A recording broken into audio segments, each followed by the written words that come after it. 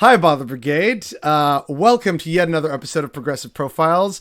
With me here today is someone who should be familiar to several of you if you saw my YouTube anniversary video. It's Lance of the Serfs. So, hi, Lance. Please tell us why you are a serf and how long you've been a serf for. Um, oh wow, I don't have an actual number on that. I Uh-oh. want to say I've been a streamer for 2 years. I have been on the YouTubes almost for four, and I was a podcaster before that. So maybe 5 years in analyzing media from a leftist perspective and trying to do a little bit of comedy and dancing around that. Uh, and what was the second part of the question? I only got the first one. Uh, how long you've been a serf for, which I guess you kind of answered. That's the one I got. Yeah. The other part was like why you're a serf, like why the name the Oh, serfs, oh, right? Like, oh, the serfs. Well, so our whole story is that we had me and my buddy Dave, we have a podcast, or I had a podcast where we talk about politics and lefty stuff. And when I was trying to think of names for it, we pitched a whole bunch of them. Some of them are terrible in hindsight. Some of them are kind of clever. But one of them, I was just like, what if we just refer to ourselves as serfs? Because we're going to be talking about capitalism and how, the dichotomies between different economic systems and stuff like that. So, and he thought it was funny, and we just went with it. So that's where the name came from. It's nothing too exciting. I don't have a well, I come from a long line of, my dad was a father serf, and before him, my grandfather was the great serf, and so our legacy has been passed down through generations. No, nothing like that. surfs up, bro. Yeah, But yeah, there is that as well. Is that um, as well? so then like the next question, I guess, is does Dave actually exist? Because when we see you stream, because like you have your Twitch channel, you have Yeah. YouTube, and then you also have the podcast, right? So does Dave actually exist, or is this like the modern leftist cryptid? He is very real. He very much exists. You can look at our YouTube catalog to see how much Dave was actually in there. He started streaming a little bit with me, but streaming as I don't know if you do it yet or if you do it on a regular basis. It's a very different experience, and I can see why streaming as a medium of communication or entertainment for people, or even education, is difficult for some people, and it can have a lot of unexpected effects, perhaps on your mental health, things you might not expect. So for everyone, I don't know if it's like, I wouldn't say, hey, everyone who wants to become an entertainer or a communicator in leftist theory or thought, you should stream, because for some people it is like it's a little much, just the level of exposure and interactivity and stuff like that. So he doesn't enjoy streaming, whereas like I enjoy it as a medium. So that's why you don't see him on as many live shows. He pops up like every now and then when we do charity stuff, but he prefers to do YouTube writing and scripted stuff with me. Yeah, which I mean that's fine. That's still contributing to the partnership, and as you guys said, you've been doing this for a while now. So then, what's been like one of the best things about it, but also perhaps a challenge that you weren't expecting with regards to creating content, whether it's on Twitch or YouTube? Um, I would say easily the best thing about it, and this is going to sound very cheesy and virtue signally, is the solidarity that I felt initially when we came into the scene, because we really blew up because our channel got taken down. I've been cancel cultured. I was So I cancel had an culture is actual. real then. Okay. Yes, it is. The cancel culture happens to small little leftist channels where the channel just disappears because a whole bunch of right wing assholes mass flag it. That is true cancel culture. Um, but then the only reason we got it back was just a whole bunch of people online, all these like lefties I'd never met before or talked before, were just all just signal boosting the story. And then all of a sudden, it was in a couple days, YouTube was like, "Hey, your channel's back." And I was like, "Oh, okay, awesome." So that was the best part. Even though I know that feels fewer and far between nowadays, just seems like every day online leftism is just a lot of fighting, which Yeah. I will not deny. It feels like that. But that was probably one of the best. If you're asking one of the worst, Or at least I don't most think like it. challenging or like surprising in a not good way of like, oh, this is a thing. Yeah, I would say probably. I was not prepared for what becoming very large on the internet, either on the Twitter is a really good example, or streaming as well. What kind of effect that can have on your mental health if you haven't started to navigate it properly, or if it happens very quickly.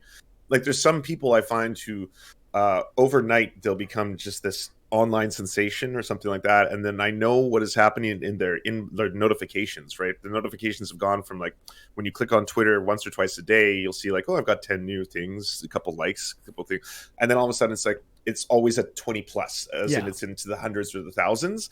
And at that point, a lot of people don't know what it feels like to have thousands of strangers telling you the worst possible things about yourself, right? Like it's just not I don't think it's a thing that anyone has been born, or you're not born under. You'll never know how to process that until it starts happening to you. And then when it does a lot of really weird and unexpected things that no one can prepare you for mentally. So the one thing I'll say is that like it doesn't surprise me. It breaks my heart, but it doesn't surprise me that you'll see so many big accounts that a couple of years ago were putting out amazing videos and analysis and content, and then all of a sudden they've all either started being more quiet online, or they don't put out as many things anymore, or it's just because like as I guess all the vitriol has ramped up so much from pandemic to potential global war, also online the anger everyone has towards each other has gotten a lot more pointed. Let's say that. No, I don't disagree. It's part of why I want to do this, is to sort of humanize people on the left and in progressive spaces. And like I can already feel that for me things have changed a bit. And I was actually talking about this in the previous not previous episode, but one of the previous episodes with Thought Slime, about how like the push for algorithmic success. And so it's like, oh, I'm not doing well. And it's like, stop, hang on a second. I have how many thousands of subscribers on YouTube and how many thousands on Twitter following me, and still like liking, retweeting, whereas before it was very much like shouting into the void with nary an interaction. And so before it's like, oh, I'd be super happy and ecstatic to crack over 100 views, and it's like, oh, if I do, under 200 within the first 24 hours, that's bad for me now, right? Whereas before it's like, I got 100 in 1 week, yay. And now it's like, not up to my usual snuff. Like, and I'm aware of that, but like it's a sign that like I'm on that bad path, right? Yeah, in that like you're never satisfied path. I'm not going to posture and say there's probably a much better way of doing an analysis of this, where it's like, well, this actually has a lot to do with the inherent competitions and capitalism and the structures there, and that how every single one of us, like, I'll say one thing, and people, again, this is probably people might not believe this and think I'm virtue signaling, but one of the things that is really cool about content creation in leftist spaces, and I think is still the case, is I do not have like an inherent anger or jealousy when I see accounts smaller than me blew up if I really like their messaging and their content, because to me, like, so I'll give you an example. Jose and We're in Hell, they were two very small accounts that I used to promote a lot, because I was like, I really like Jose's videos. I really like We're in Hell's videos. I think he's really funny. Jose's got this amazing voice. And they both surpassed me so much. Like, I think now one of them's into like 150,000 subs. The other's like going to be cracking like the 200,000 club soon. And I'm genuinely really happy about that, because those are two channels that I was always like, oh, I love these guys. They put out such good stuff. And then I saw them explode. Whereas like, I think in other kinds of like non-leftist spaces, that might not be the case. Like, I think there might be this inherent, like, we're all in competition with each other. I only succeed at the cost of you, and I will pull you down to pull you up, right? But you're totally correct in that. And you're already experiencing this. You're doing better than you were ever probably doing, I don't know, like a year ago. Yeah. In every possible sense, right? And like having thousands of followers is no small thing. Like, you literally have, like, think of what 3,000, 4,000, 5,000 people are. That's like, like a little soccer stadium of human beings who are like, I trust this person enough that I'm going to watch his videos and see what he has to say on this given topic and that, right? So that alone should have anyone be like, that's incredible. I'm so satisfied. I'm happy. But you aren't. Everyone's always like, but I need to get to that next. Right? Yeah. What's the next goal? What am I hitting 10,000? What am I hitting 50,000? If I'm not in the 100,000 club at some point, I failed. I need that plaque. The plaque that everyone wants the silver. But that also touches on something else, though, about you had said just a minute ago that when we see smaller accounts that blow up, we love it. And I'm very much in the same boat. I've seen some people where they started later than me and were smaller than me, and then they just like they're already over like 10 or 15,000. But I'm like, I love their stuff, and so I'm Yeah, really happy that people are like seeing it. Like there I'm not gonna lie, there and is a getting part their of me that's like, messaging. but also watch my stuff too. Like, may I have a crumb of thine audience, good sirs. But like it's not like outright jealousy. It is like, you know, Mhm. I'm so happy that like more people are seeing and enjoying their amazing stuff, like you pointed out. Where Mhm. I think though the competition kind of emerges with the left Mhm. is, and like, not to, you know, try and cause drama or anything, but just something that I've noticed over my like nearly 2 years doing whatever the hell all this is. um it really feels like there is a real competitive edge in terms of like online clout and like a points based system in terms of who's a real leftist or not, and how that also Oh, ties okay. into like debating and who interacts with who. I'm not going to get Mhm. into again like drama stuff, but I remember for me, it like maybe you feel the same way, but for me, where this became really clear was when we were all talking about AOC at the Met Gala and her "Tax the Rich" dress, and like there were actual protesters outside the Met Gala who were being arrested, who were trying to bring attention Mhm. to very real issues in the community and like inequality and stuff like that, right? And yet, all people could talk about, seemingly on the left, was AOC's dress and how she's a hypocrite for, you know, going to the Met Gala and like working with this Mhm. person, like the designer who was like Canadian, and like avoiding taxes and stuff like that.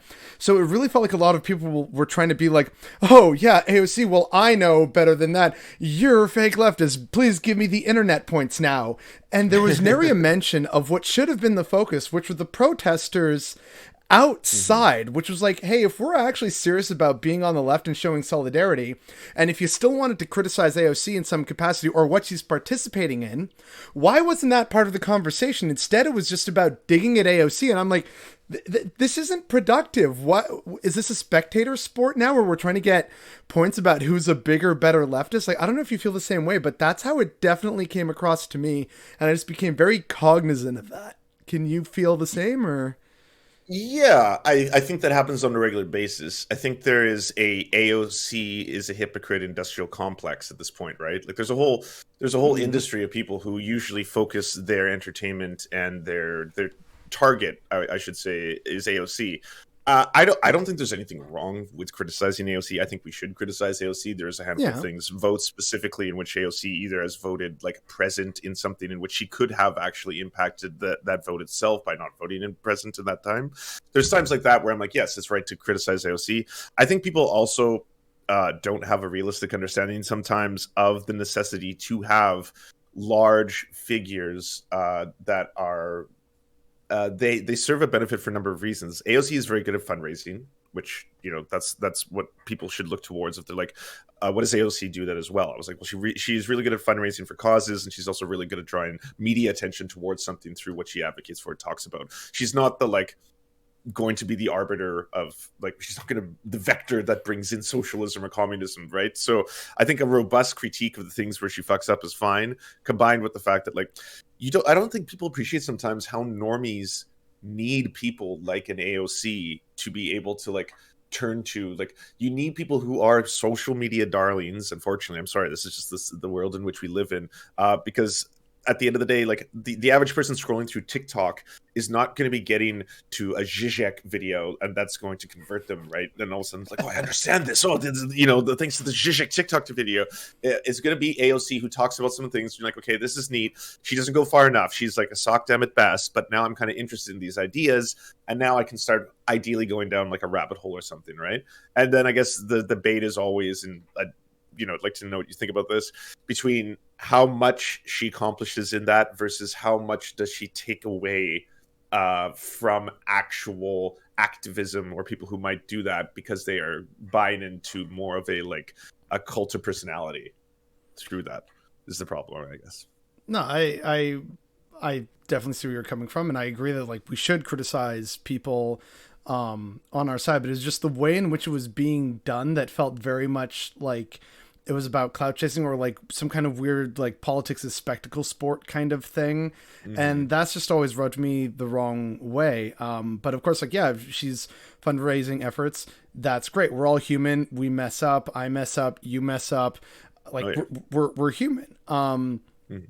But with that, the kind of still return to the whole leftist content creator sphere, and without trying to, stir up too much drama and stuff like that.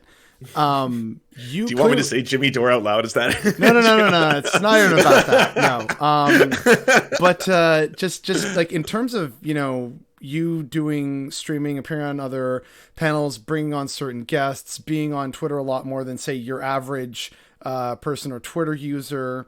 That obviously comes with like certain challenges. You mentioned mental health. So, like, what are healthy coping mechanisms that you've developed that you could also share with other people who might be struggling with this or have been like doxxed or are facing harassment and abuse from whoever it may be online? Like, what would you offer to these people?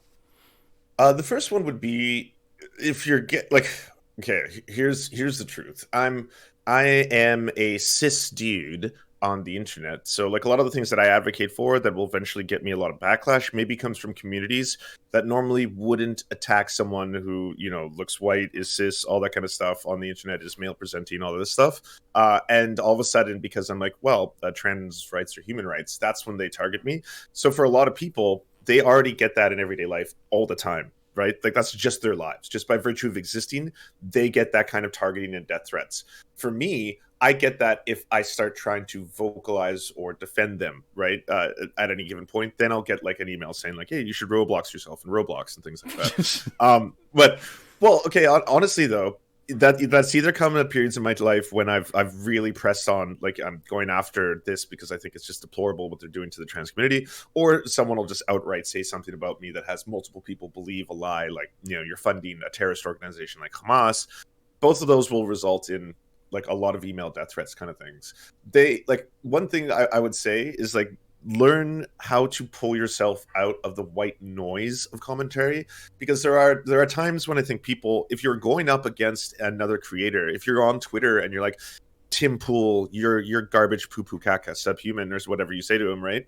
He and his fans are most likely going to come after you in return. So if you're intentionally antagonizing big groups online and you don't have, or you're not in a secure place mentally to deal with the backlash of that, I would pick a different venue of online activism, right? Like there's a lot of other ways you can go about it. You can be like, today I'm going to be tweeting about a teacher strike. Today I'm going to be tweeting about this and that. I'm going to stay away from having an antagonistic kind of online battleground way of doing things, if that is what helps you. If you are completely insecure with tuning out white noise of strangers saying really mean things to you for a variety of reasons, then maybe that's a tactic you should go down. But in terms of like how do you cope with it outside of it, the adage is true.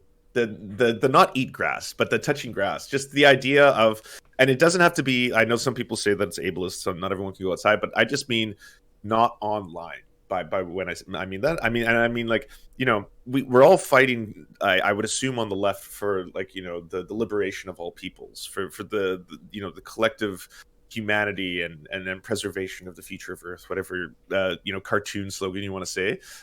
So if that's the case, then some of the best things are the fellowship of other people, friendships, hanging out, doing things like that. Whatever it is that you enjoy doing. I know some people like sailing boats. Some people like playing video games, watching the new Batman, which I saw yesterday, which was quite fun, quite pleasant. Some Okay. people, it doesn't matter what it is, right? But I just mean not consistently being online. Like Twitter is just like despair porn right now, right? So You're if you, you're not wrong. Also, see my channel. yeah, It's like, hi or the everyone. channel you're Here's some watching right bad news now. that you should know about today. But I'm sure Um, I've seen your videos. You put a positive spin on things, and you don't leave them with, "Here's the thing that sucks in the world, and you should all feel really shitty." Bye. It's like okay, here's the thing that sucks in the world. Here's why it bothers me. Here's my media analysis of why I don't like the way in which other people are talking about this. And then maybe here's what you can do about it, or here's something that could help, or here's an alternative to that, right? Like that's important for people too. It can't always just be, especially coming from the left, here's why these things suck, because like that's the easy part. We all know that it sucks. Maybe figuring out why it sucks and how it got there is a little trickier, and then analyzing why other people lie about why it sucks is trickier on top of that. But then the hardest thing to do would be like, how do we change that tangibly and collectively to work towards a better solution to this problem? Yeah, and that also touches on something that Kamazat said when he was here, the diversity of tactics, right? So, and you mentioned that about Dave, and like he's not really a fan of streaming. So, for some people, it's IRL activism, or they're just spreading the good news on Twitter, or they're doing streaming, or they're doing YouTube or a podcast, whatever it may be. Some people may do multiple forms of these. And I think that's good, and why, like, it's part of what this is I got, like, or trying to get all different kinds of people, different genders, different races, different leftist perspectives. So it's like, I don't just want like streamers and YouTubers. I want like activists and authors and doctors, like all different kinds of people to come on and sort of humanize the left for a lot more people, and maybe also introduce them to some cool peeps. And I guess that means I want to briefly talk about you and like how we know each other. Is I was very much a baby content creator, and you and Christophe Valise were basically like the two earliest accounts that kind of picked up on me, like, oh, you know what, this guy actually seems like legit and doing good stuff. And you were like following me, reblogging my stuff. Like, I was like, oh, these are like really big accounts doing this. This is, wow, thank you guys so much. And so, like, we've technically known each other for a while now, which, again, kind of feels weird. Do you get that feeling with other, like, people on the left or content creators when you, like, meet them, play games with them, do fundraisers with them? Like the fact that I was able to interview Thought Slime, who was one of the first, like, leftist content creators I found out about, was kind of a surreal experience internally. It was like, this is actually happening. Okay, like do you? Oh, and they're normal people at the end of the day. Yeah, just a regular old, wonderful non-binary individual. That Thought Slime. Yeah, I mean, I never stopped having my mind blown by meeting people who I've admired for a super long time, or meeting people, or having like one of the first people who ever commented on anything I did or retweet some of my stuff was Hassan Piker. And I know now talking about Hassan Piker is to talk about like the God Lord King or whatever it is, because he's just so massive and doesn't like actually talk to anyone anymore except for famous people, which may be true. That's fine, but like I will give him the credit in that he was one of the first people to comment in a YouTube video when I only had like 5,000 subs, and it was like the actual count. And like me and Dave lost our minds. We're like, holy shit, that's the real Hassan. And like multiple other accounts have retweeted me when I was not there. I think if anything, my take on that would be everyone else keep doing that. Bothered Boy, keep retweeting smaller accounts. Thought Slime, keep do like I think like it's free. It's always been my view on that. It's like, it does not cost me anything to hit those retweets or those like buttons. Don't be shy. Otherwise, what's the point? Why am I giving away all of my life to show solidarity? Yeah, $0 for that. And what is otherwise? Twitter is just like I said, because it's like doom porn. You spend all day on there getting angrier and madder when people don't promote themselves through their Twitter channels or don't promote other people. I'm like, then what is the point? None of us are paid to do this. Like, we waste our time. We're so addicted to it, but for what? For more anger? Like, how it might as well use it to like spread charities and stuff like that. By the way, shout out to all the people doing Yemen charities right now. There's like a lot of really good ones. Liv Algar is doing a charity on that. Jordan is doing one as well from TYT. So yeah, all the Yemen charity is awesome. Really good stuff. Well, I don't know how well versed you are in like foreign affairs, but Yemen's actually a story I've been following since the Arab Spring. And so it's been actually very frustrating to see how it has just completely fallen by the wayside. People aren't aware of what's going on, the sides involved, the complexity, the war crimes, like just all the terribleness. And still, like, it's one of the worst humanitarian disasters right now, but yet repeatedly someone else always got the focus. Oh yeah. But I don't want to focus too much on the bad stuff and like quiz you on like Yemen stuff. You don't want to bring up in your happy show about humanizing people. You don't want to bring up Yemen. Well, Well, like, okay, look, we have talked The about worst difficult food. subjects on this show, but it's usually in a No, more no, casual and I fun know. tone. Obviously, no. There could not be a more depressing topic. To be honest, it's going to be the biggest Yeah. food insecurity crisis for children, maybe in human history or our lifetimes at least. So Yeah, I'm very tired of living in historic times. Let me tell you. yes, yes. But there was something you said though about Twitter and like everything being very doomer and go out, touch grass, and yeah, like there's times when I just think, you know what, that's enough Twitter for today. Like that's it. Put it Oh down. Like yeah. I watch a movie. I like go snowshoeing or something in the winter. Go for a walk when it's nicer weather like now.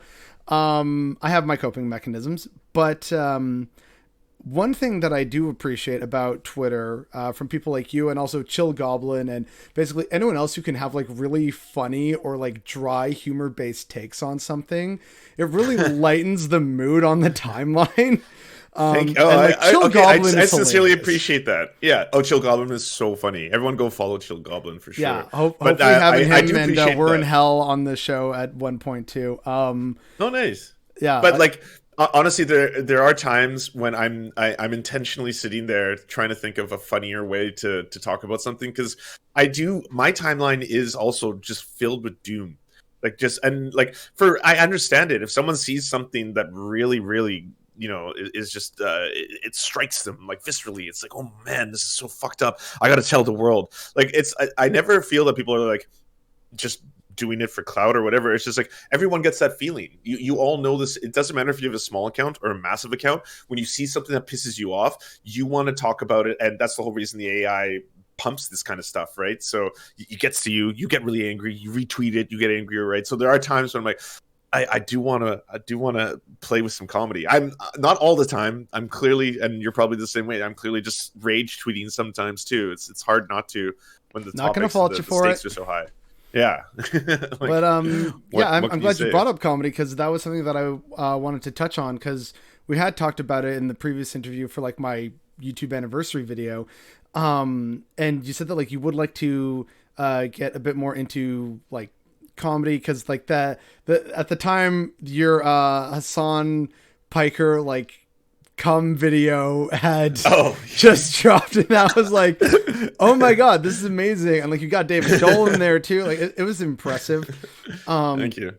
And so like I've also I had a been lot of on fun your making that. streams and it's very fun, cozy, jovial, like cracking some jokes, being very silly with like pronunciation or like gesticulating strangely for the memes, and like it's fun, right? It kind of like helps to lighten the mood when you are talking about some pretty like depressing or shocking or outright horrifying content. So like whether it's just doing a deliberately more comedy or comedic style video or wanting to lighten the mood on your stream, like how does that process work for you in terms of like trying to find something that's like funny or it's like cringy in a funny way or silly? Like what is your kind of approach, I guess for lack of a better term, for when you're doing the videos like with a script and also just when you're streaming live because that has to obviously be done in real time. Streaming live is basically improv. So if you like improv and improv comedy or stand up or stuff like that, that's what I'd equate it to in terms of the feeling. And then scripted is scripted. You just get to do what you want. For me, I don't know if it's as a defense mechanism from when I was younger or just the way I've always been, but I've always kind of had a mind that is consistently thinking of like what is a funny or funny spin or take on what's happening in front Oh, of me you right were now. that kid in class. Okay. Yeah, yeah, I was definitely that kid in class.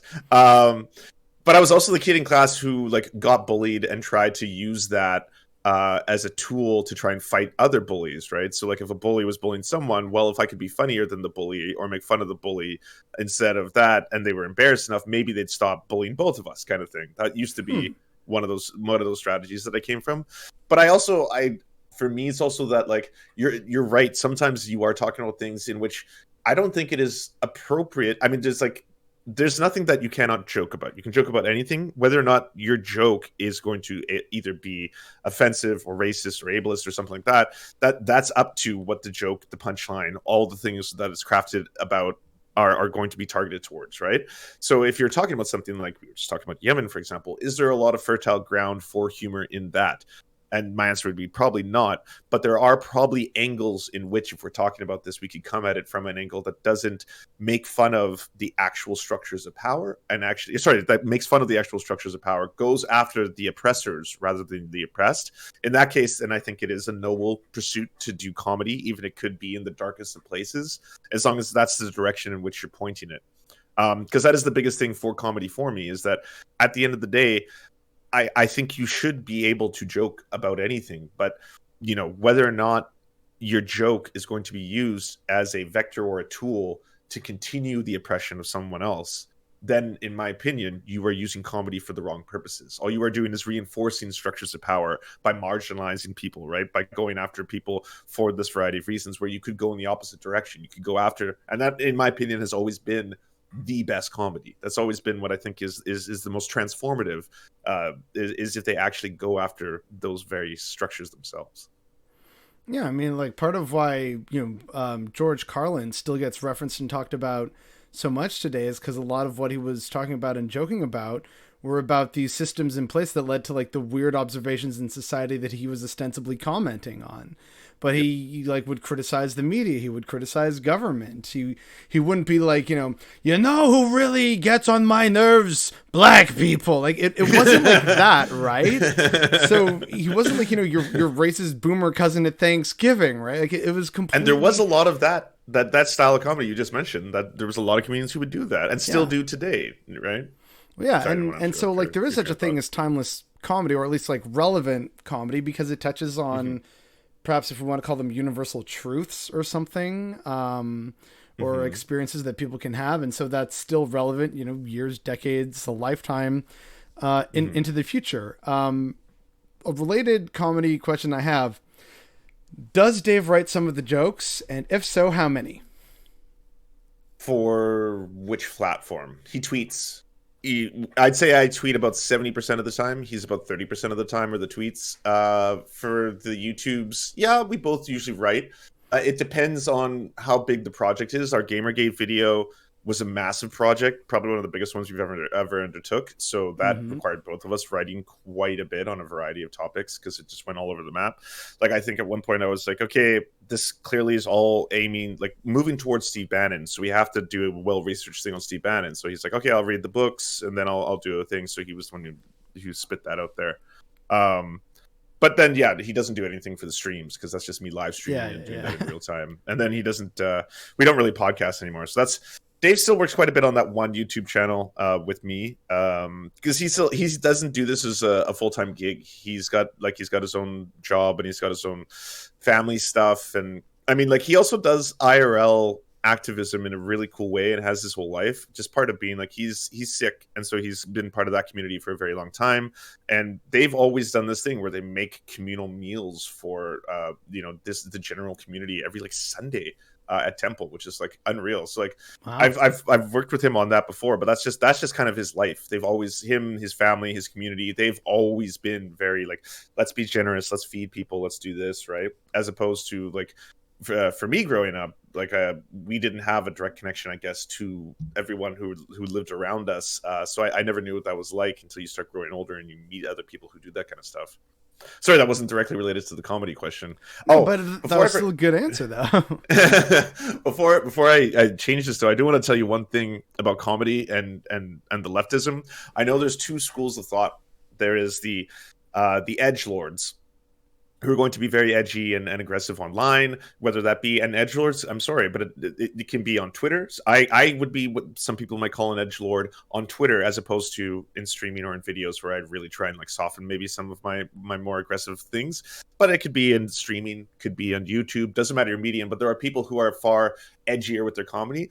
For me, I really like the 4D chess of trying to figure out a way of insulting an absolute wretched bully, awful human being, but not doing it in a way that also marginalizes other communities along the path, right? So in service of taking this person down, can you do it without being ableist, racist, transphobic? And my answer would be absolutely 100% you can, and it requires a little bit more creativity. There are now layers within layers, and even that even includes like racial humor. And I can just provide you one quick example.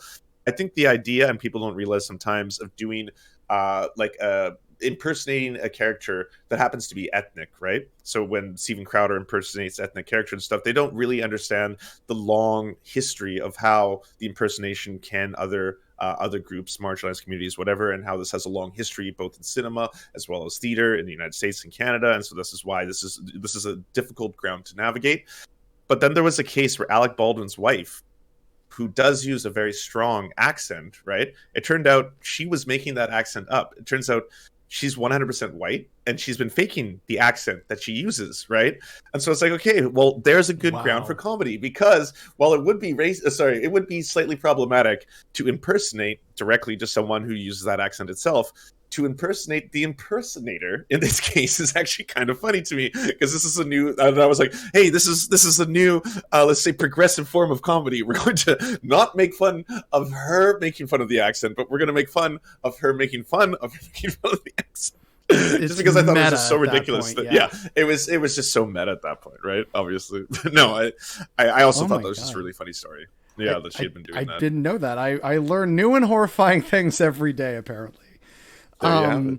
And earlier, you had mentioned Gamergate. So, yes, I want to talk about this video of yours because it's big, it's long, and it touches on a interesting topic. A part of me was going to try and like segue in with speaking of jokes, Gamergate, but then you started talking about Gamergate anyway, and you just cut off that opportunity for me.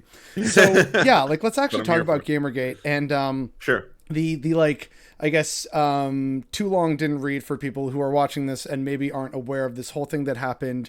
To incredibly oversimplify, a lot of people started attacking video game journalists for being woke, for talking about games, and so it was like this whole kind of like cultural pushback from gamers about people attacking them. It's a gross oversimplification. There's a ton of nuance here, which of course you actually get into in your video. And like you said before, that was also a massive undertaking. So please tell us a little bit about this video, like the research and just like the horrifying stuff involved. Like go off. I started this project thinking that we would be done it in at least 3 months tops, maybe two. And it was a topic that I didn't know enough about, which is why I wanted to go into it. But also, I saw from multiple people who I'm friends and contacts with who are really big in gaming journalism, who happen to be women or femme presenting, non binary femme presenting as well. So, people in that sphere were complaining a lot about how, to this day, they are still having a very hard time in gaming journalism, coming at it as a woman writer, right? It's kind of like you still get condemned if you want to bring up issues of sexism, if you want to bring up issues of transphobia, if you want to bring up issues that for some reason, have been characterized by the right as being woke. So I started learning about Gamergate, and it's one of those things where I had a very cursory understanding of it, like you just described, but I'd always believed that the whole thing hinged on one individual, and this individual happened to be a gaming journalist, and they were accused of sleeping with they weren't a gaming journalist, they were a game developer, and they were accused of sleeping with multiple men in exchange for favorable reviews of their video game. And that was what I just knew. That was like the end all be all. That was like the big inciting incident in Gamergate. That mixed with a feminist show called Feminist Frequency, and Feminist Frequency was basically going to analyze video games for the first time, really from a very feminist academic perspective. And it was coming from an individual who also didn't come from the gaming community. She hadn't played a lot of video games in her life, but she was now going to analyze video games and take a look at it. And the backlash both of those incidents got on the internet was something that had not been seen before. And this is a phenomenon that continues to this day, but it's one that involves a lot of very, very angry men on the internet. And for a variety of reasons, as we live more and more terminally online, and that aggressive, misogynistic kind of undercurrent that lies underneath a lot of the culture that we don't understand because we don't think about it, we don't look at the numbers, we don't look at this online kind of, what about recruitment for various groups, whether they be incel ideology or red pill ideology or alt-right ideology. How does online anger play into that? And before any of us had really looked at this and analyzed this from an academic standpoint, because now there is research on this. You can look at Rebecca Lewis has written a great paper on this I've on heard the of that Alternative paper, Media I Network. think. Yeah, it's a really really fascinating read on how there's an interconnected pipeline that kind of leads people down radicalization and thinking online. But anyways, you know who did realize this was Steve Bannon. And that was the part of the story that I didn't know and that no one else had told. And then that's when I was like, oh my God, we have to go deeper. We have to go deeper into this and see how far this goes. And it just kept going and going and then, but it's not conspiracy theory stuff. This was like well documented, everything from his utilage of Facebook's data in Cambridge Analytica, right, to be able to try and influence both elections from Brexit to Trump. His ability to understand how online culture worked was so far ahead of the time because he was smart enough, and it was a sheer thing of luck. He had a company where he was basically working to do what's called gold mining in World of Warcraft. And so he was basically getting people in mining farms that could be in different countries. They would be either in like South Korea or Taiwan or something, but people would spend hours and hours and hours mining gold in World of Warcraft to then sell because people wanted to upgrade themselves so quickly that they would sell real money and trade it for gold in the game. And that was their whole idea. That was the principle behind it. And the backlash against that from Blizzard and video gamers, just gamers in general, was so aggressive that they had to put a stop to this entire industry. Blizzard, the corporation, caved to the will of the gamers who, like, it was the forums, it was the backlash. They were just online and angry. And Steve Bannon saw this and was like, whoa, the power of this online male rage. I had no idea about this. And they actually brought a multi-billion-dollar international corporation to their knees. These gamers did this. And so that's when Steve Bannon was like, this is my next project. This is where I'm going with this, right? He discovered the dark side. Yes, he did. He discovered the dark side and used it. And that goes all the way to the election of President Trump. I don't think Steve Bannon single-handedly or gamers single-handedly are responsible for that. No way. That's ridiculous. That's juvenile. But do they play a large role? And in my opinion, an underreported or under-talked about role? Absolutely they did. Everything from the rise of the online alt-right to the idea that there was things like meme magic and that like Pepe the Frog was actually going to meme our president into power, and how Richard Spencer pulled into like all this shit. It's all connected was one of those things. And I know I sound like Charlie and It's Always Sunny doing like, oh my God, with all the lines and everything, but it is actually interconnected. I mean, it's the internet is a web, if you haven't heard. No, it's a series of tubes. Get it right. Yes, sorry, a series of interconnected tubes. But because of that, and because people haven't realized that, that's the fascinating part of the story. Is I think it's really hard and like way more daunting than we were able to pull off or even understand, right? But it's really hard for people to try and actually connect all the dots because we usually think of these things in very linear terms, and the liberal media is the worst about this. They are the ones who will put out stories that are just well, I mean, you do this for a living. You analyze what they talk about. Actually, this isn't a living. This is a side project. I have a job IRL.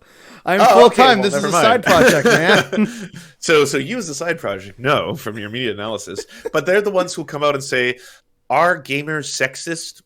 Are gamers racist? Are, Channel 11 will teach you why and how. Or are Nazis online recruiting gamers? Is your son or daughter at risk? Find out 11. Tune in now. Did Doom cause the latest school shooting? It's like, yes, exactly. Or does this lead to violence or sexual violence? Or does this game to lead? And none of that is true. Like every single study that's done on gamers and video games shows that if anything, it makes violent people more complacent, right? Because all of a sudden you're just more apathetic playing video games. It does not increase the violence. Like the worst thing you can say about it is that it might make you more apathetic or less motivated towards doing certain tasks in certain conditions. But then overwhelmingly, the analysis is that video games are not inherently bad. Gamers are not inherently bad. Just like you might already know this, human beings are not inherently bad. White people aren't inherently bad. People aren't. But like it's men aren't inherently bad. Cis people aren't inherently bad.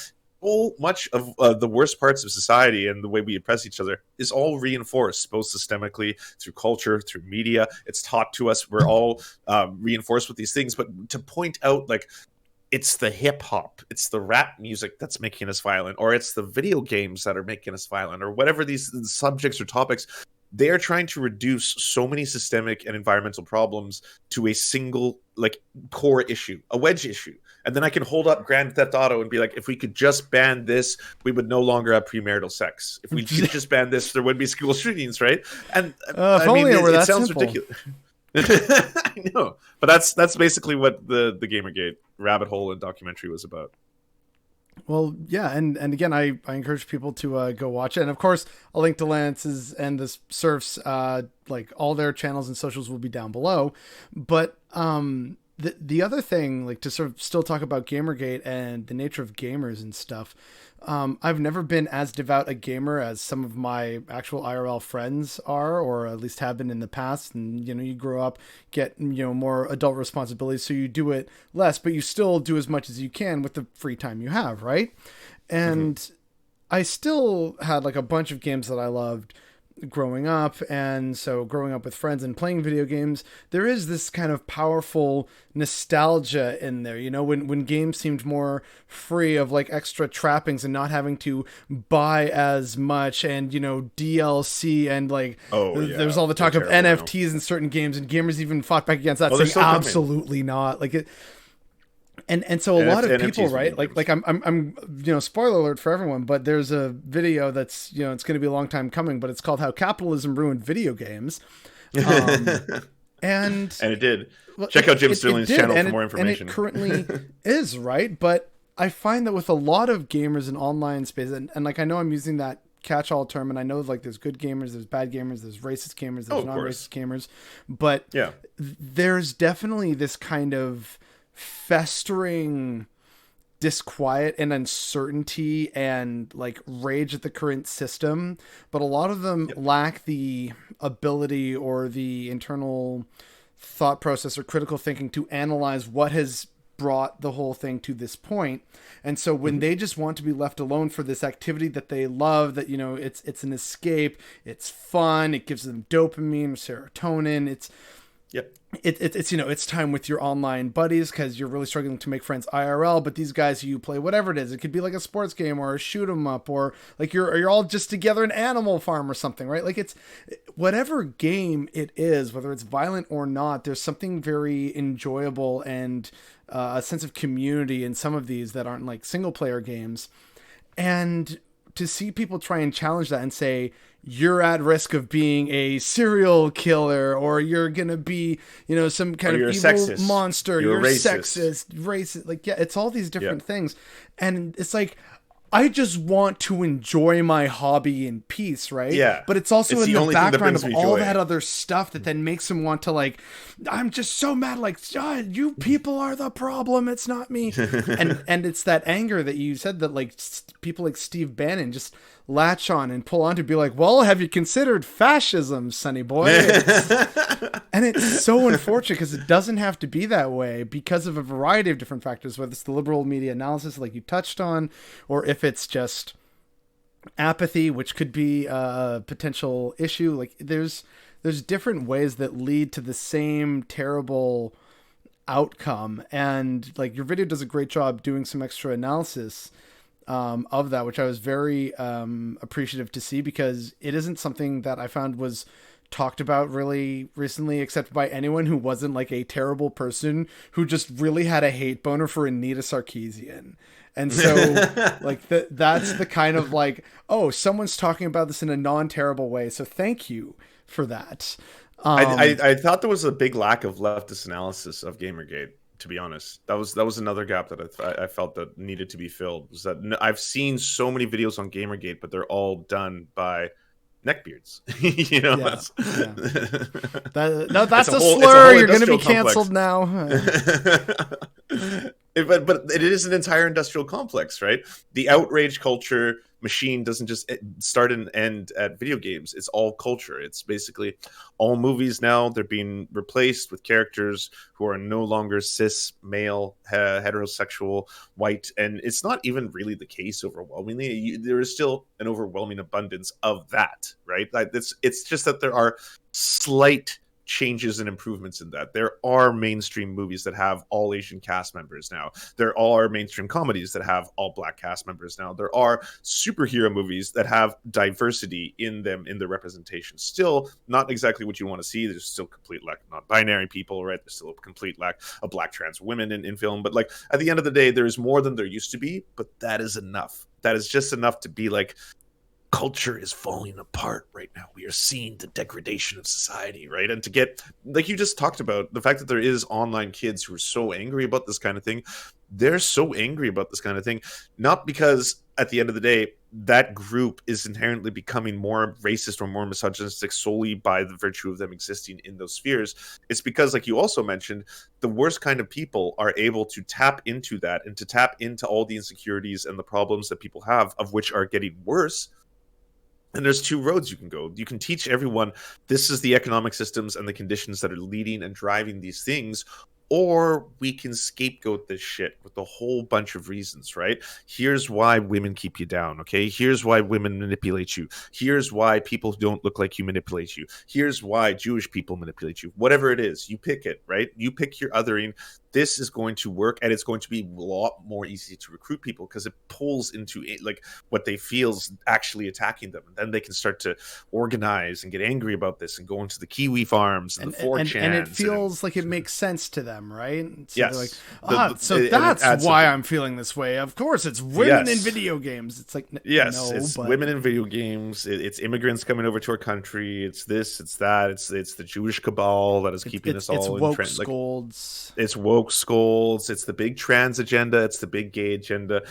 I mean, the big trans agenda, total sidebar, but the one that blows my mind is that not only that conspiracy theory is prominent in Britain to the point where prominent MPs and prominent like trash newspapers will push this idea that there is a large trans lobby, sometimes funded by George Soros, not always, but large trans lobby that has an overwhelming amount of power to influence people, power to bully people online, and I was like, you were talking about one of the most marginalized groups in society. It's like, it is absurd that they are both simultaneously powerless and all powerful. That's always how these things work. Like the Jews control nothing and all media, and now all at once this is like a problem. I'm Latino. I'm simultaneously a lazy immigrant who's like not doing work, or I'm a stereotypical hard worker, right? Like yes, like this weird dichotomy that is almost never talked about. But it's like I'm like Schrodinger's immigrant to someone, even though I'm born and raised here. Like it's wild to me. So yeah, it's one of those weird things that just doesn't make sense. But to someone else who just wants to believe, a simple, quick answer that is like completely lacking in analysis or like real deep like critique or anything like that. It's just, I just want a quick, simple, easy answer, even if it may be wrong, because like that's all I got time for, because like I'm busy working 2 jobs and my wife doesn't love me the way she used to, my money's not going as far as it does, and here's Democrats talking about like taking a knee in kente cloth. What the fuck are they doing? Yeah. Right? Like that's how it starts. Out of touch liberals, right? Yeah, of course. And the other thing that should be brought up that like people sometimes don't want to admit about themselves is that the things you are afraid of, especially if you're afraid of something that you don't understand, because I can point out to times in my life where here's where I had an inherently bigoted thought on something that I knew nothing about. Furries. I see furries and I don't understand it. And when I see it, I see the cultures, I see the conventions. I immediately thought it was a weird sexual thing. I was like, oh, these are just a bunch of adults who like to dress up as animals and have sex with each other, and I don't want anything to do with it. Because I was younger when I first found out about furries. I think I found out about furries and bronies maybe in high school or end of high school, sort of college or whatever it was. But I just remember it was high school, yeah, when I was hearing about them. Okay, so just that immediate, like, right away, I don't know anything about this. They're weirdos. They're perverts. They're degenerates, right? Just that line of thinking without any... I didn't need outside influence to do that to me. I didn't need going to an internet forum that made me want to hate it. That was just my initial impression of seeing something without having any knowledge about them, right? So think of what and how much more powerful that can be online if you, A, don't understand something. And in the case of conservatives and far right, it's trans people. You don't understand this group. You don't know anything about them. And then immediately...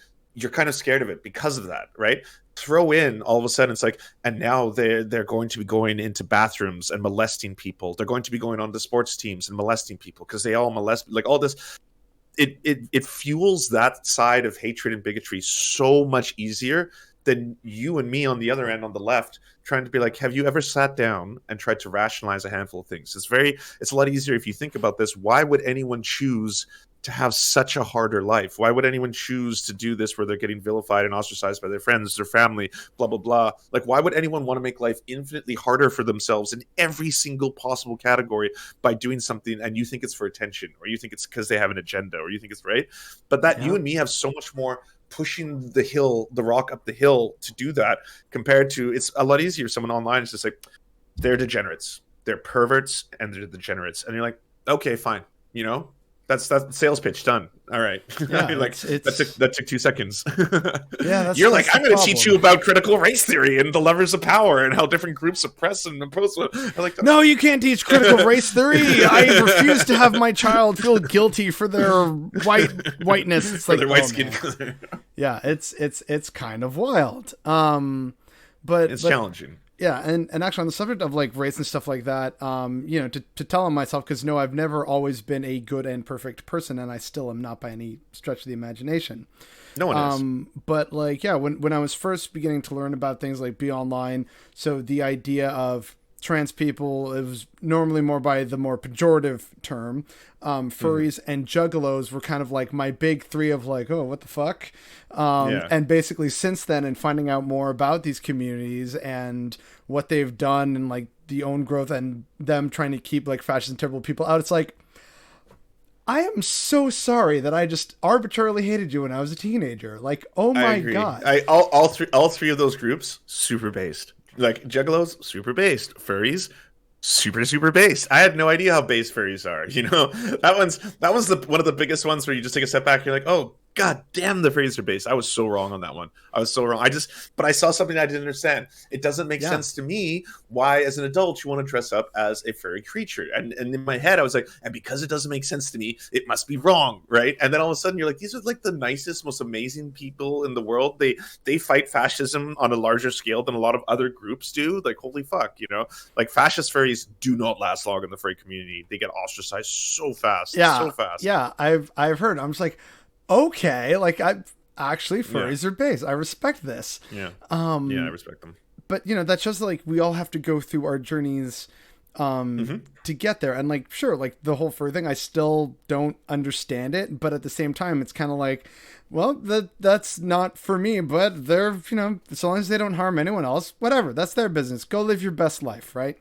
And so it's always weird to me, like as a kind of side tangent, when I see people talk about, unlike you fucking snowflake soy boy cucks, I'm not so easily offended. And it's like, dude, you literally yelled at a McDonald's service worker for 15 minutes because of the rainbow on the fry box. Like, you are absolutely more bothered about like bullshit than I am. Like, what? Oh yeah. It's so wild to me. And like, there's that complete disconnect from what they think and feel to what is being experienced in here and now, and how they're also behaving and interacting with other people. And maybe it goes back to like that thing I was mentioning earlier about being just permanently online and getting part of the doom cycle, and it's just about points, like who can score a point against who, and like that's it, aha, my team's winning, my side's winning.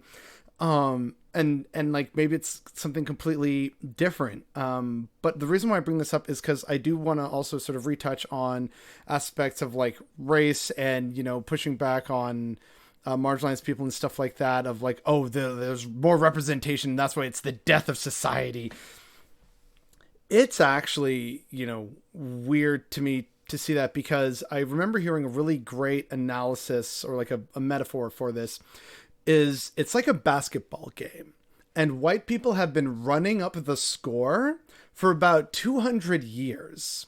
And now that the other team, whatever the other is in your mind, has gotten a few 3-pointers in a row, you're complaining about them, having an unfair advantage without seeing that the game has been going on for 2 centuries and the score is now like 103-8, right? Like it's so surreal to kind of see that kind of pushback. And like I know that I sound white, right? A lot of my mannerisms are white, and I've gotten this before. We're like, oh, well, you don't sound Latino or you don't sound Canadian because I'm supposed to talk like this, eh? Like it's weird, stupid stuff like that.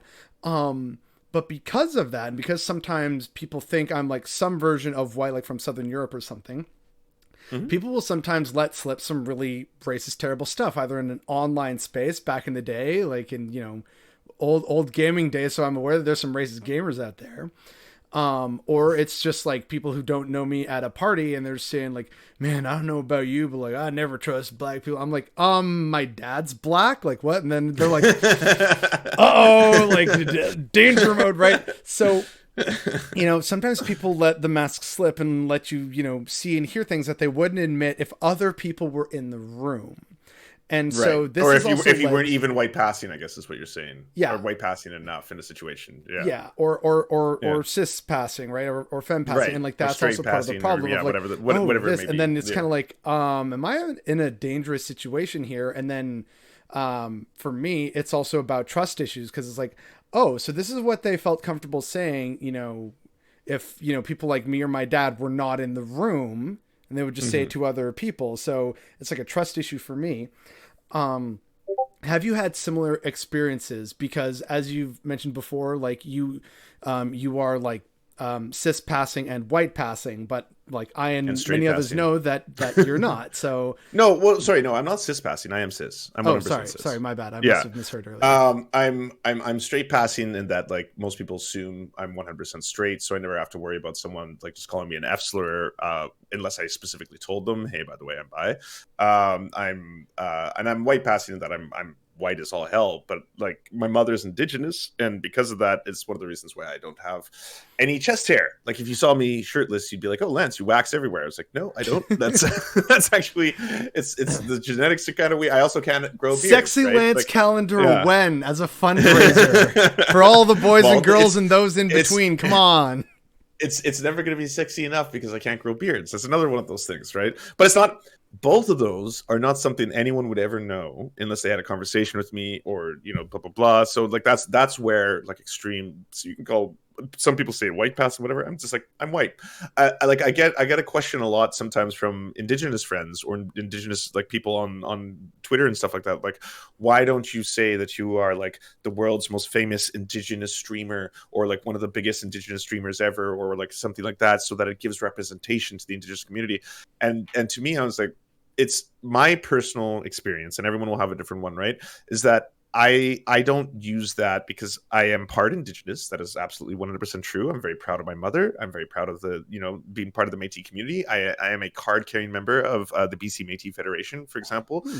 But at the same time, I want people to acknowledge what these concepts are as well, such as the concept of whiteness. And I think people have really hard time wrapping their head around that, especially if it's not something they've been introduced to before. So for them, I try to explain it to them like, hey, if I go to a Shoppers Drug Mart, the security guard, if I go with an indigenous friend who looks visibly indigenous, is going to follow him around the store the whole time, not going to take 2 seconds of a look at me, and never will. And then like that, if the police stop me and pull me over, I can talk my way out of that situation. He cannot. He will get detained most likely. He may get breathalyzed. He may get that. I won't. This is the difference in experience. So this is what I want to try and explain or use my venue to explain to people. And then in addition to that, am I very, very proud of my indigenous mother? Absolutely. Love her. She's a warrior. She's incredible. And also explain to people about how things like, hey, this may sound weird to you because I'm as white as the driven snow. I bet you've never seen a whiter person who has a dad who's born in Santiago, Chile, right? Who came from Catalonia. That in and of itself might surprise you. And then I have a mother who's Métis, whose family goes all the way back to Louis Riel. Apparently, one of them was a sharpshooter for Louis Riel. So that's really cool and awesome as Based. well, right? Like badass, yeah, super badass in history. And I'm white, so it's almost so to try and teach people, it gives me more utility to try and get people to understand how race is made up, how it doesn't matter at all at the end of the day, in terms of like one person's superiority to another person's based on something that doesn't exist, that it is not real. And you have to acknowledge the way society oppresses people for something that is not real and why that's a problem, because it shouldn't be that way. It's arbitrary. It doesn't make any sense. Yeah. But if we look at so many vectors, people in different racial categories are oppressed for different reasons, and that's a shitty thing that I think we're trying to fight. Yep. And actually, that's relevant because when Kamazos was on this program, it's something we talked about the idea of whiteness and how different groups who traditionally had been more associated with their ethnicity or like national background just became collectively white, and others who were not seen as like white or full white were eventually adopted into whiteness when it became politically expedient to do so because of other shifting demographics. Italians, the Irish. Yep. Yeah, there's different exactly. there's different whiteness throughout years, but it's so arbitrary that there are different white groups. And you can hate other people even though they're white. Clearly you're like, you're white, but it's like, no, they're not real whites. Those are the bad whites. It's also wild, and like there's actually that story of a black woman in Oklahoma back in the day where her plot of land was actually on an oil reserve. They still had the title to it, and so they like got very rich, and she became so rich that like the Oklahoma Supreme Court basically declared her to be white. Like, it was like, I didn't know that. This That's is fascinating and also horrifying. It seems, yeah, isn't that just so wild? You're gonna have a time with that story. Let me tell you. Yeah, I mean, for sure. And it just really shows how ridiculous a lot of it is, and how it's about like power dynamics. No, it is. But the other thing that like when we were talking about it was also kind of fascinating, which I pointed out, and which hopefully people can take to heart as more people spread awareness of it. Because, you know, back in the gamer days, a lot of people were like, why am I made to, you know, feel bad about my race? And why do black people get black pride and why don't I get white pride? And it's like, we literally, you know, just a week ago had a festival celebrating a group of white people. It was called St. Paddy's Day, where everyone who's part Irish is allowed to celebrate it. We are currently all becoming like, you know, Ukrainian stans and like Zelensky fans and everything like that. Everyone's like all into everything Ukraine now. And but yeah, there's like Ukrainian festivals, there's Polish festivals, there's Little Italy's, there's Italian festivals. But it doesn't matter because that's about the actual ethnicity. Black people don't have that opportunity because of their history in the Americas. Correct. Yes, absolutely. That's the part that I think, and that's the one that like I want to be able to teach those lessons to people who haven't had an idea about it yet. And people get very, very defensive, especially white people, when you kind of like try to talk to them about these issues, right? And I say this as a white person who's come to terms with some of those bigger concepts and issues, right? Where you're listening to them and all of a sudden it's like, well, yeah, but that doesn't really apply to me. And like, why is it not okay to say, you know, a certain thing? Like when I was watching a video not too long ago, maybe like a year ago, of a white supremacist kind of like on the street rally, one of those Antifa versus Proud Boys, whatever, fighting. And there was a little teenager there who was, and the teenager was asked, like, why are you here, part of this like neo-Nazi group? And he was like, it was just really cool to see a group online say it was okay to be white. It was just really cool to see like and say white pride. And he's like, and I haven't had that anywhere else. Like nowhere else makes me feel proud. I feel like I'm a bad person everywhere I talk. And so like I'm not trying to empathize with a kid who's clearly on his way to becoming a white nationalist and or already like halfway there, right? But I'm trying to explain to people, why does that appeal to them? Why is the Groyper movement really huge? Why are white supremacist groups really huge? What exactly is very appealing about those movements? Why are there so many white right-wing militias in the United States that are gaining more power? The main reason being is that is again, it's a sense of community. It's the online between the conservatives telling me CRT is being taught in schools and the teachers telling me that I have all this privilege when I don't even know what the fuck is privilege about me. I'm broke as fuck, right? Or this or that, right? This is a group online that is saying you are okay for who you are, and I don't feel that anywhere else. And even if it's wrong, because they're pushing an agenda, they're pushing an idea that is fake. They're pushing it's okay to feel right for a fake thing. And here's the fake thing we're giving you, right? That is why it recruits. That is why it pulls them in. And again, that's why I've always felt there's more lifting for people who want to tell the truth and debunk that than there is for the people looking to recruit. Much easier to recruit than to be like, all right, I want to explain to you what you just told me, right? Which is that while there's no such thing as race, you have to understand why there is such a thing as black pride as opposed to a thing like white pride, where it is completely okay and totally tolerable for you to have Italian pride, Irish pride, right? Like Australian pride, New Zealand pride. Well, okay, not Italian, but every other pride, it's totally acceptable and totally fine to do, right? But Wait, not why is that? Italian, or did you mean not Australian? No, I'm joking. I'm joking. No, it's fine. It is. Hey, spicy take. It's fine to be a proud Italian. It is. It's like it's totally fine to be a proud whatever ethnic background you have, right? Like I'm like people have to understand why that is different than saying I have white pride or any of that kind of stuff. Why that is as a concept is just like it's false and it perpetuates these problems where things like black pride do not, based on again the history of the American experience. Yeah, well, also like here in Canada, Brazil, like anywhere in the Western Hemisphere, basically. So, like, just want to go back real quick for a hot second. You had mentioned the groypers. I've heard this term before, like very rarely. Who and what are the groypers? Oh, okay. So the Groypers are the name of the individuals who affiliate themselves with Nick Fuentes and his Oh movement, God. which is the America First movement. Yeah. The thing with the Groypers and the thing with Alex Jones and the things with a lot of really far right organizations online that do not rely at all on legacy or online media, mainstream media, like they don't survive because they are alt right or neo Nazis, right?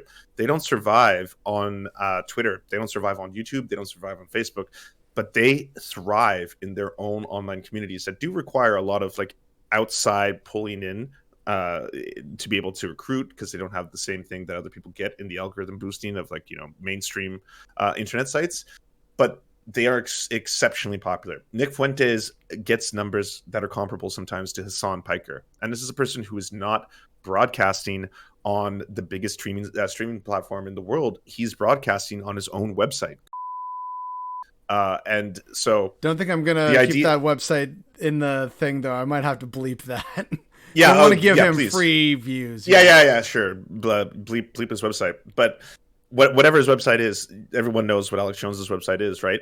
They are still maintaining very vast, large, growing empires, but a lot of that has to do with external recruitment too. So every single person that Nick Fuentes talks to, Nick Fuentes is a lot more militant in both his advocacy and his IRL stuff. You will see him on the streets of January 6th with the megaphone, straight up being like, this is about ushering in a new era of misogynistic, Christian dominated white culture, stuff like that. And in his own online recruitment, his fans and fan base are encouraged to continue to expand their tentacles online. So it would be like if you were like, hey, Bothered Brigade, here's what's bothering me today. I'm glad you've all enjoyed my rant. Now I'm going to ask that every single one of you goes out and starts recruiting to the Bothered Brigade. So I need every single one of you to go onto Reddit and to spread my videos. If there's 500 people who watch that, that should be 500 people of you who go post to Reddit. After you've done that, here's the list of forums you should all be going to and recruiting, because we're going to recruit more people into the Bothered Brigade project. And then what it sounds like to you maybe right now is that sounds like someone who's doing a vanity project, right? But it's a mix. In the case of Nick Fuentes, sure, he loves having these massive, huge numbers, and the recruitment helps do that. But at the same time, he is actively trying to push for an agenda that is like, there's no two ways about it. This is about white supremacist in the purest sense, about the superiority of white people, how they should dominate the other races, and how do we usher in this new era of that in and within America. And so that part of it has people who will run for office. It has people, and this is not just him, QAnon, Alex Jones crew, far right, or even the, you know, the ANCAP organizations. They will then go on and do recruiting things on 4chan, on Kiwi Farms, being like, how do we get into local office here? How do we get into local office there? And that makes them dangerous and very politically effective in a way the left is not emulating. Right? There is no every single, like, everyone has their own advocacy. I advocate for people to be into local and smaller governments. I'm sure you do as well, right? But also direct action, working to programs that help feed people, working to programs that help house the homeless, whatever it is, find the thing that you can do in your local community to better it. This is people who are actively trying to change the landscape of this country and Canada as well, and being, I would say, more effective, politically effective at doing that. So there has to be, at one point or another, a decided cooperation amongst leftist advocacy and leftist groups to say, hey, by the way, we do want to push for victories in local and larger governments. We do want to push in for victories in direct action. We do want to push in for victories in unionization efforts and in local cooperatives. We want to push in and be working collectively towards that. Yeah, we're always going to have the drama, the petty drama, and the stuff that makes us fight, and that's what people watch. And like, you should use it. You should use when eyes are on you. Say you made a video not too long ago, I think, where you went after a whole bunch of like leftist people who you didn't like how they were talking about a certain topic. I can't remember exactly. It was like Ryan Knight, Kalinske was in there, Kyle Kalinske, and a few others because they were talking about the Freedom Convoy in Canada. And it's like, shut the fuck up. You don't care about my country. You never did. Sit down. Let me handle this. Right. But when you did that, were the views quite nice? Were they nicer than your normal views because all of a sudden it had Kyle Kalinske and maybe, I don't know, Vosh or someone else in the title? Yeah, Vosh was in the thumbnail and people were like, why is he in the thumbnail? And like, you barely mentioned the video. And I'm like, so it's because of his terrible take saying that Canada needs to send in the military. So, yeah. But my point being is, we're going to do that regardless. There's no streamer or content creator, no matter how noble or pure they are, who's not going to at one point or another talk about drama, because we're human beings and that's what human beings do. We talk about interpersonal conflicts, both in IRL and online. This is just a different version of how we interact with each other in the real world. So we're going to do that. You might as well do it like the way you did, or like some other people do. Hey, I'm going to be talking about drama today because so-and-so was a super poo-poo pee-pee, and I want to just talk about how poo-poo and pee-pee they are.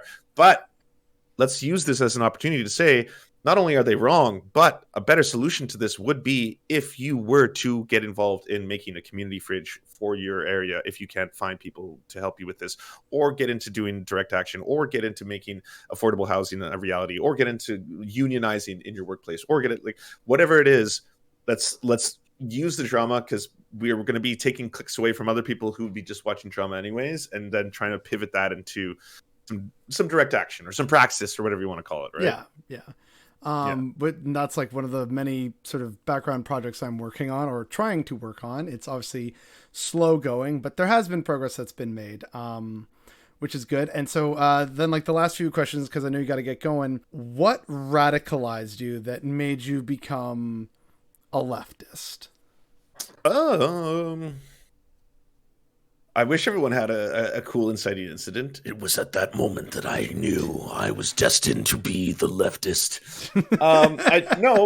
Mine is slow moving, and just various points in my life. Obviously, have bigger moments that inspired me one way or another. I grew up with a father who comes from a very long line of socialists. They literally fought Franco in Catalonia and had to flee Catalonia because of the persecution of the Catalonians that were being done by the Franco regime. So that's why they went to Chile and then to Venezuela. So I come from like a family that always had kind of either lefty or leftist beliefs in that regard. My mother, being an indigenous environmental activist, also probably influenced me quite a bit. That was a big thing. And then, yeah, there's been big events throughout my life that obviously one way or another really radicalized me. I mean, seeing her get arrested was obviously a big moment where I was like, holy fuck you. Was that like a pipeline protest or? Yeah, it was at a pipeline protest.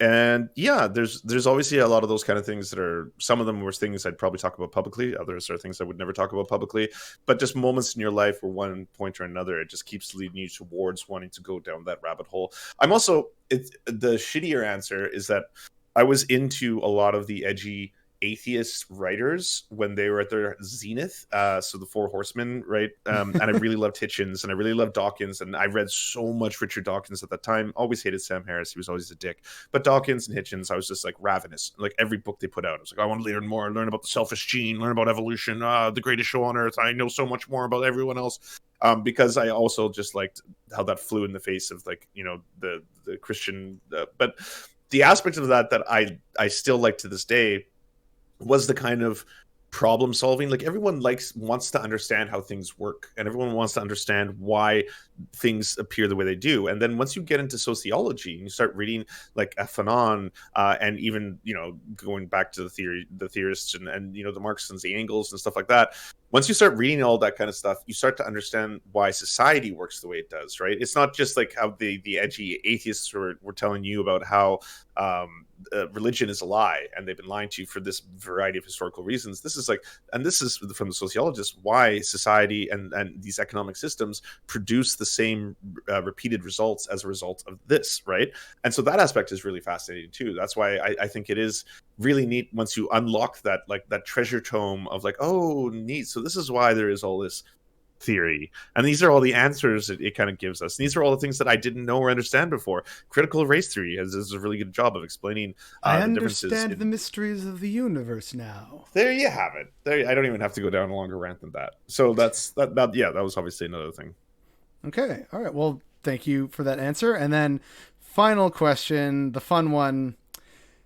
When we eventually eat the rich, which rich person should we eat first and why? When we eventually eat the rich person should we eat first and why? I do not think we should literally eat the rich. I know this is going to be a spicy take. Boo. Because I know cannibalism is good now. Come on.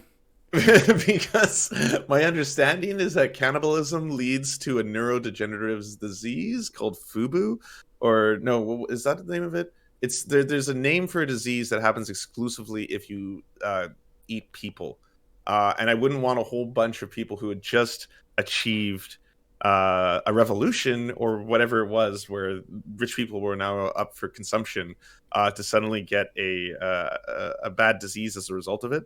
So maybe what I'll say is, just for funsies, we'll get Elon Musk.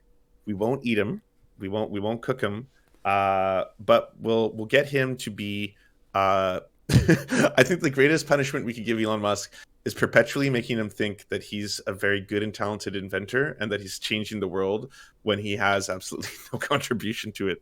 So we'll invent a big Chungus machine, 420 epic memes, bro, that consistently makes him think that he's doing really important things, but he's off in a corner somewhere soiling himself. We'll do that. That's kind of dark. Okay. No, I like it though, because we're getting all different kinds of answers. Mildred was very thoughtful and be like, so, who I think, by eating them, we like add to the greater good in terms of who would taste the best, like a whole categorization. Camazot's being a chef was like, you need a good marbling and like, and you're just like, I mean, we're not going to eat them, but I propose this like kind of like psychological torture device. Wow. Okay. You're getting all kinds of answers here now. I love it. Oh, all right. Well, I think on that, for the record, I do not believe in torture. I do not believe in capital punishment. I just want that to be. That's a matter of like, this is all in Roblox. We've Robloxed ourselves. Now I'm safe. If ever I'm clipped out of context, yes, the whole thing was in Minecraft. This is fine, and for legal purposes, that was a joke. So that's where we're gonna leave it, folks.